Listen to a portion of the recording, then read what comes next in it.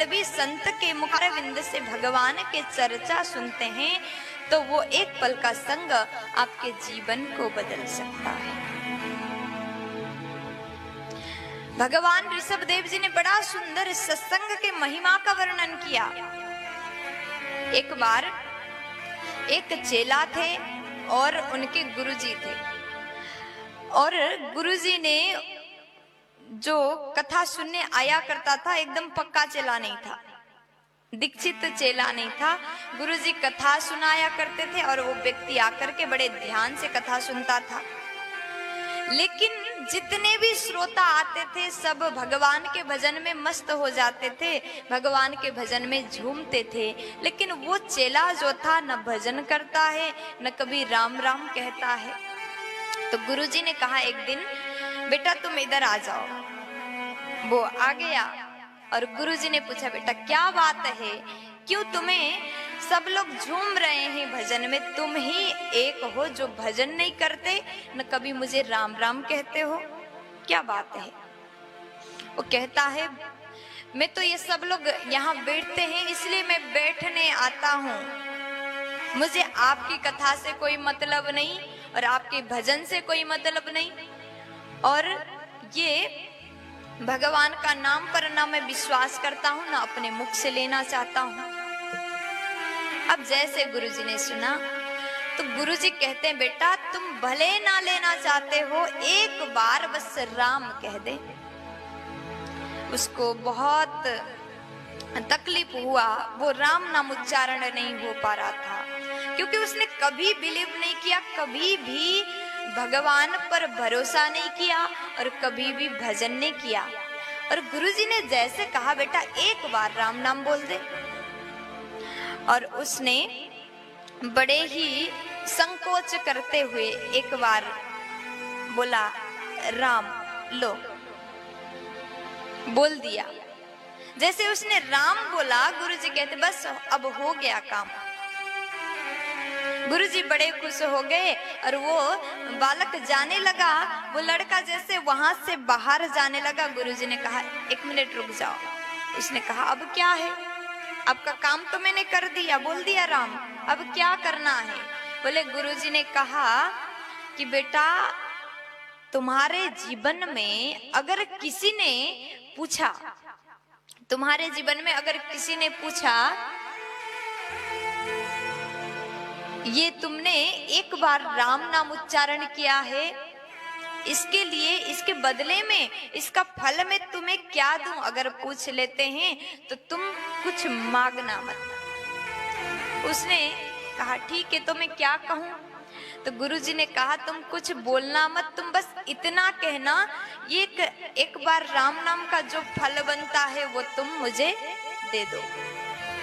अब वो गुरुजी ने इतना कह दिया, अब वो लड़का चला गया बाहर, और वो एक दिन वृद्ध हो गया, और उसके बाद उसने कभी भजन नहीं किया, और एक दिन वो बूढ़ा हो जाता है, वृद्ध हो जाता है, और काल आ गया, वो चला गया। अब कोई जीव का मृत्यु होता है तो ऊपर जाकर के उसके बाद क्या क्या होना है सबको पता ही है। यमराज के यहाँ चला गया, जैसे यमलोक पहुंचा, यमराज जी ने कहा, यमराज जी कहते हैं इसका हिसाब किताब निकालो।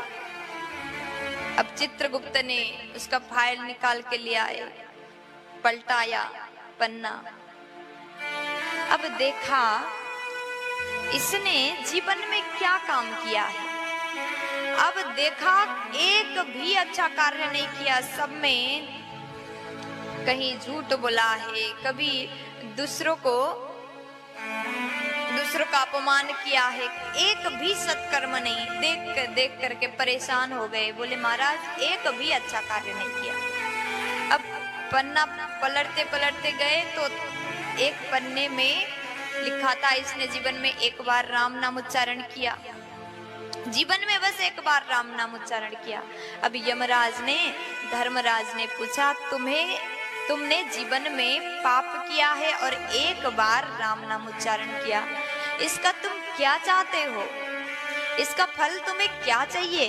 तो उसने बोला, देखो गुरुजी ने जो कहा था वो याद आ गया। और वो लड़का कहता है, वो इंसान कहता है, मुझे कुछ नहीं चाहिए, बस राम नाम का जो फल बनता है वो मुझे दे दो। अब यमराज जी सोचने लगे, राम नाम का क्या फल दे दो? आज तक ये ऐसा केस तो कभी आया नहीं। अब यमराज जी बड़े संकट में सोचने लगे, राम नाम का फल क्या हो सकता है? अब उसके बाद ब्रह्मा जी के शरण में चले गए। ब्रह्मा जी को पूछा, ये व्यक्ति ने जीवन में एक बार राम नाम उच्चारण किया, इसका फल ये मांग रहा है, इसका फल क्या बनता है? ब्रह्मा जी ने सोचा, राम नाम का फल क्या बनता है? सोच नहीं पाए। अब ब्रह्मा जी ने कहा, अब चलो, जो 24 घंटे राम नाम का चिंतन करते हैं, भगवान राम जी का ध्यान करते हैं, उनके शरण में चलते हैं। कौन करता है राम नाम का चिंतन? हाँ, भोले बाबा। अब भोले बाबा के शरण में चले गए ब्रह्मा जी, धर्मराज जी और वो इंसान चले गए। शंकर भगवान को पूछा, ये व्यक्ति ने जीवन में एक बार राम नाम उच्चारण किया है, राम नाम का फल मांग रहा है, वो क्या बनता है? जितना फल बनता है वो हम देना चाहते हैं, आप बताएं क्या दिया जाए? अब भोले बाबा कहते हैं, राम नाम का फल मैं क्या बताऊं? भगवान शंकर ने कुछ नहीं बताया, मैं तो केवल भगवान का भजन करता हूँ, राम नाम का भजन करता हूँ, मैंने कभी राम नाम का फल चाहा ही नहीं। राम नाम जपने के बाद उसके बाद क्या मिलेगा, इस लालच में मैं भजन नहीं करता। अब मुझे नहीं पता, जिसका नाम है उन्हीं के पास चलो। अब ये इंसान कहता, अब मुझे नहीं जाना, तुम लोग चले जाओ। ब्रह्मा जी ने कहा, कैसी बात कर रहे हो, चलो। तो बोला, नहीं, अब मैं नहीं जाता, मैं तो अब थक गया हूँ, इतना ज्यादा मैं चल नहीं सकता, मैं अब एक कदम आगे जाने वाला नहीं हूँ। अब ब्रह्मा जी ने कहा, कैसी बात कर रहे हो, चलो। वो इंसान कहता, पालकी मंगाओ तो मैं चला जाऊंगा। तुम लोग इतना कह रहे हो तो जाना पड़ेगा, पालकी मंगाओ। पहले पालकी मंगा लिया और उस इंसान को पालकी में रखा, और एक साइड शंकर जी ने उठाया, एक साइड ब्रह्मा जी ने उठाया, पालकी को कंधा दिया, और धर्मराज के दूत ने उठाया पालकी, और पालकी में बैठ करके भगवान राम जी के पास पहुंचा।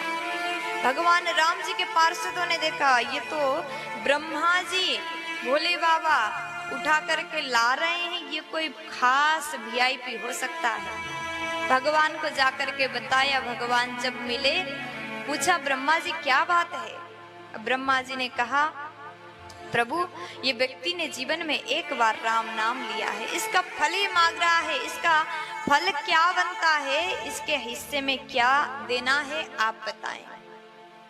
हम लोग के सोच के बाहर है, आप बता दें। अब भगवान राम मुस्कुराते हुए कहते हैं, इसने जीवन में एक बार राम नाम लिया, इसका फल मैं क्या बताऊं? जिस व्यक्ति को राम नाम के फल को पूछने के लिए साक्षात ब्रह्मा, महेश, धर्मराज अपने कंधे पर उठा कर ला रहे हैं, इससे ज्यादा फल क्या हो सकता है? प्यार से बोलो, अरे बोल दीजिए ना, और प्यारे। ये भक्त जो था अब बड़ा प्रसन्न हो जाता है। कहने का भाव है, अगर उसने उस साधु का एक पल के लिए भी संग नहीं किया होता, सत्संग नहीं किया होता।